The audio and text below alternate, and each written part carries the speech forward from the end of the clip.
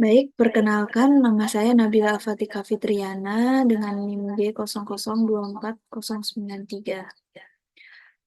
Di sini saya akan menjelaskan mengenai struktur anatomi vertebra dan juga muskuli penyusun regiodorsum sebagai bentuk inhal.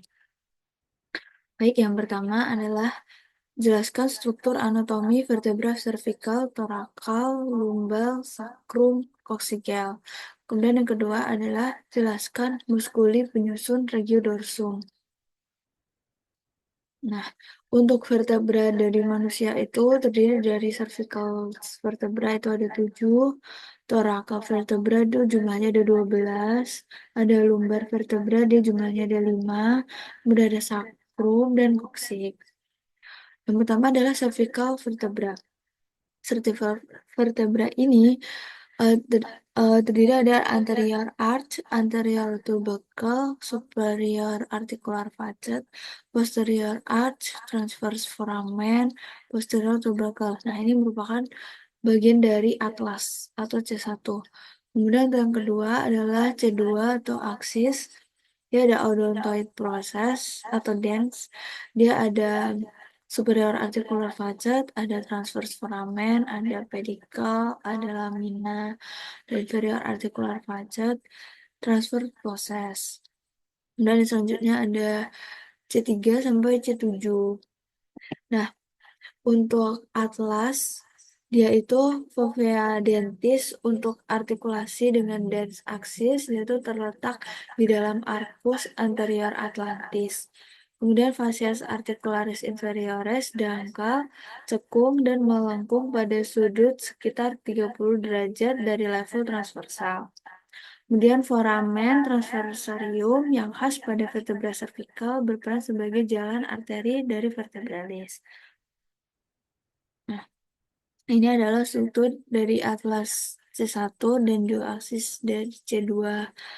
Nah, untuk aksis, dia itu dengan yang membedakan aksis dengan vertebra cervical lainnya adalah adanya dens atau odontoid process. Jadi pada bagian depan dan belakang dens ini tuh terdapat satu permukaan sendi, yaitu facies articularis anterior dan posterior secara berurutan. Permukaan sendi dari processus articularis superior ini tuh turun ke salah satu sisi, dan processus articularis inferior itu tuh bakal miring ke bidang frontal. Nah, mulai dari vertebra cervical, ketiga permukaan sendi processus articularis superior miring ke bidang frontal. Processus transversus atau processus transversus dia itu hanya berkembang dengan lemah. Processus interspinosus atau processus spinosus dia itu sering terbelah menjadi dua. Nah, untuk selanjutnya dia ada thoracal vertebra. Nah, dia itu ada 12 mulai dari T1 sampai T12. Untuk vertebra thoracal yang keenam atau ini pada gambar ini, dia itu gambaran permukaan sendinya itu tuh untuk kaput costae atau fovea costalis superior dan inferior. Permukaan sendi zygapophysialis yang terletak hampir di bidang frontal. Untuk permukaan fovea costalis ini tuh untuk persendian dengan tuberculum costae iga. Incisura vertebralis inferior dan processus spinosus yang mengarah tajam ke bawah.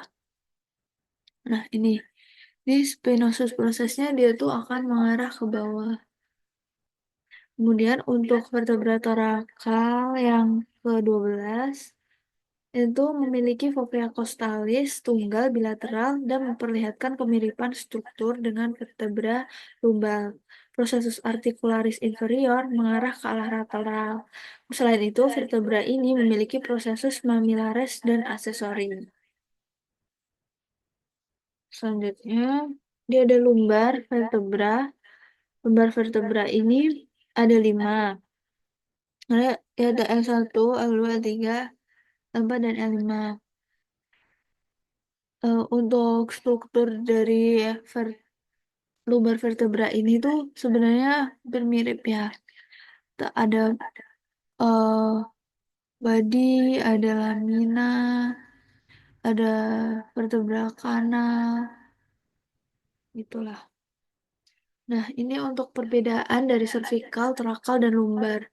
Dia dari size difference dulu atau perbedaan ukuran, dia itu cervical lebih kecil atau bahkan paling kecil, kemudian untuk lumbar dia itu paling besar. Vertebra lumbar ini tuh berukuran lebih besar dan secara struktur tuh lebih padat karena dia tuh untuk menahan gaya tekanan yang semakin meningkat dari berat tubuh. Proses spinosinya tuh berbentuk bulat, pendek, dan mengarah hampir lurus ke belakang.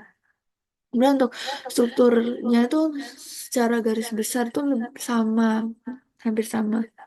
Dia ada sama-sama, ada spinosus proses, ada subarticular proses, the body, ada transverse foramen, transverse proses.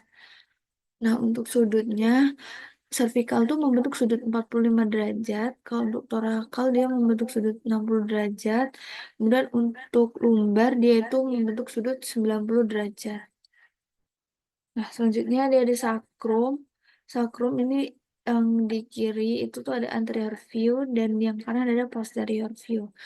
Untuk sacrum ini tuh terdiri dari sakral ala, ada sakral kanal, ada apex, ada sakral foramen anterior, sakral promontory, transverse line, ada sakral foramen posterior, sakral tuberosity, dan sakral cornu, sakral hiatus.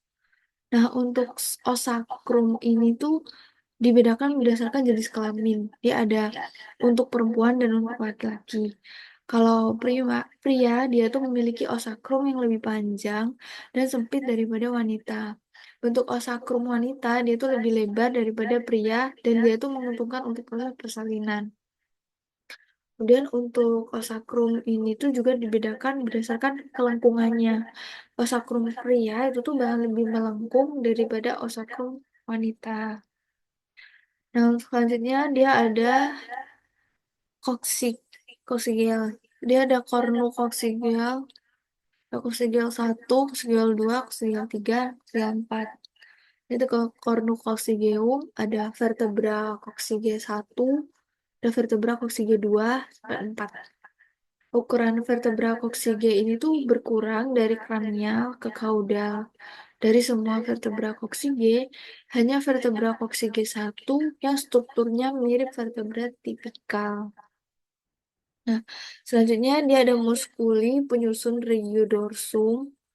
Dia tuh ada musculus latissimus dorsi, ada musculus trapezius, dia tuh ada terdiri dari pars descendens, ada pars transverse, ada pars ascendens, dia ada musculus rhomboideus mayor, ada musculus teres mayor, ada musculus serratus posterior superior, ada musculus serratus posterior inferior.